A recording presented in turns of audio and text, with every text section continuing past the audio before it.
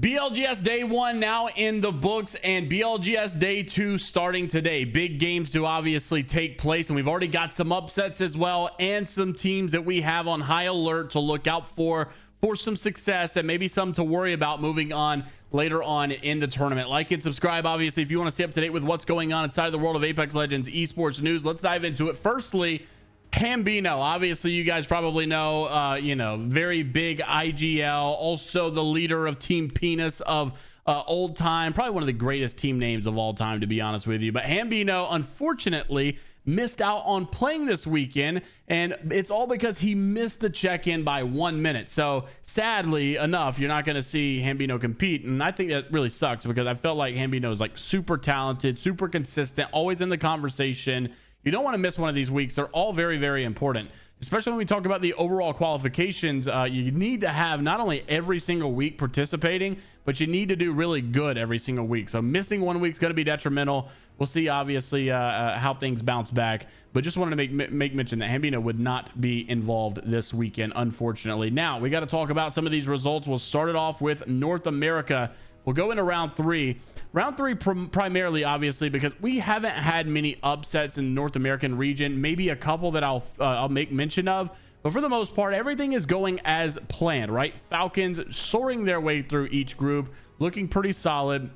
Falcons finishing in first place in round 3. Obviously, tomorrow you'll go to round 4 in semifinals. And then on Tuesday, you'll finish it off with the finals. But Falcons looking good, all your big pro teams pretty much looking good. As you can see, nothing too crazy to talk about here throughout their groups. TSM, your Cloud9s, all these guys very clearly at the top. Like all the pro teams that are playing in ALGS, BLGS scrims are very, very much so at the top here. I'm glad that I'm not even seeing them struggle, right? There's no teams that I'm really even worried about. They're all looking very, very good. Shout out to MFS as well for winning group 3. I felt like there are, there have been, this is a very tight group, by the way, first place in 48 points. There are a couple groups that are very, very close in skill. You did have one upset here, most hated at 19th, obviously former pro league team. Crazy stuff coming out of it. That's probably the and Weave. Yeah, Weave is a very big upset here. Weave is obviously one of the qualified teams right now for BLGS finals. This is going to set them back. They're definitely going to get pushed back out of the qualification. That means they're going to have a huge BLGS number 4. So most hated and Weave getting upset in North America round 3. But as we finish out these group 6, 7, 8, everything looks pretty good. Tripods also showing some signs of life, looking pretty solid. But yeah, like I said, this is all what we expected. Nothing crazy, nothing out of the ordinary. Then you go into, besides Koi, really, Koi just dropped a 6,600 damage game inside of game 3, round 2, group 5. It was insane. This guy's been doing a lot of damage, but I guess it's not really out of the ordinary considering how good the guy is at the game. Now we got to talk about the good old EMEA region. There was a pretty big upset here. However, there's also some good consistency, right? Most of the groups are exactly what we wanted to see. The pro teams are at the top, nothing crazy. And they're not only just, making by top 10, they're also really high up there. NIP first place in their group as well. Good to see them. And I know a lot of people had something to say about Nasky screaming at his teammates the other day, but it seems like they may be finding some traction.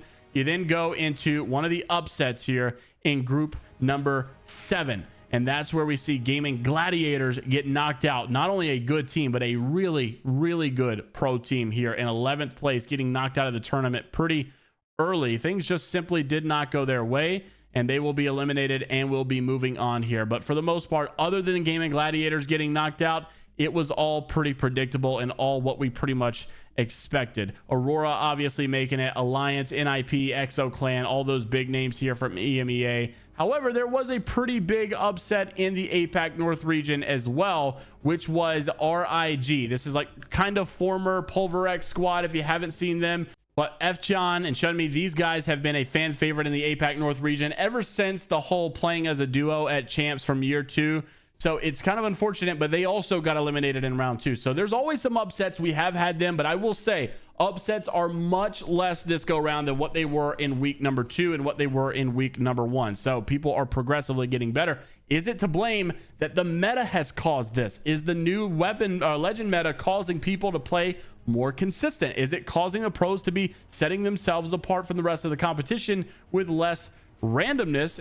and more controllability of cover and being able to reset. Definitely an interesting conversation. Things are definitely getting crazy in these end games as well. Now, before I did end it, I had to mention this, okay? I know I've hyped LG up a lot, and LG has been one of my teams to look out for moving on. They seem to play to the level of their competition sometimes, where they're doing really good in high level lobbies. Unfortunately, they did come very close to being eliminated in round number 2. They got 10th place, only 17 points here. Obviously not the norm for LG. Things got really close, and this would have been a travesty, an embarrassing loss here for not only LG, but, like, you know, for who Sweet is and Sykes is and Funk is. This would have been terrible and very hard to recover from. Honestly, almost worse than the NIP from week number 1. Or yeah, from week number 1 for BLGS. LG barely scoots by, and hopefully this conversation is not one that we have to have again in the next coming days, or, you know, at least tomorrow, or in the next BLGS qualifier. But things did get pretty close and pretty dicey for LG, and I had to make mention. I couldn't move on and not mention it, because I said that most teams were honestly dominating every group, and that was the case besides a couple off scenarios. So the next couple of games with rounds will be kicking off today. Make sure to stay in tune with your favorite streamers to see how they're performing, and make sure to like and subscribe right here on the channel so that you can stay up to date with what's going on. Currently, the BLGS circuit points right now that you have, top 16 moving on, and also your winners from each qualifier will also move into the regional finals. But right now you have teams that are on the outskirts looking in, right? A couple upsets with Weave and Doom not making it. They're going to be looking even more so on the outskirts. Falcons, though, on the outskirts looking in, number 25 right now, and they should definitely be in this top 16 after this weekend is over. And then you've also got the EMEA region. A lot of the pro teams obviously heavily dominating up here. Not too many of the big teams on the outskirts on this one. I will say that Gaming Gladiators are struggling. Obviously, they're a big team. They've been doing good. They've looked solid at LAN and everything, and these all night they've looked really good. But sadly, they are just not locked in as of late. I will say, though, NIP, despite not doing good week 1, they're back in the conversation. Number 24, they've got a very clear path to get this done. Gaming Gladiators got a little bit more work cut out for them at the 30th position. Some of these other teams as well, like EXO. You guys remember first week or second week, EXO got knocked out early. Not seeing as much of that, of course, but these teams still have a little bit of a ways to climb back in all of this. Interested to see who you guys have going into this finals and the semifinals over the next couple of days, and make your predictions down in the comment section below. I'm still looking for TSM to have a good winning event. They've played solid. They are the number 1 team in North America right now for BLGS, but can they actually pull a dub? Or are we just talking points for the rest of their careers? Anyways, let me know what your thoughts are down below. Like and subscribe if you want to stay up to date with all things inside of the world of Apex Legends, esports, drama, stories, and much more. And until the next time, we'll see you all later, Gators.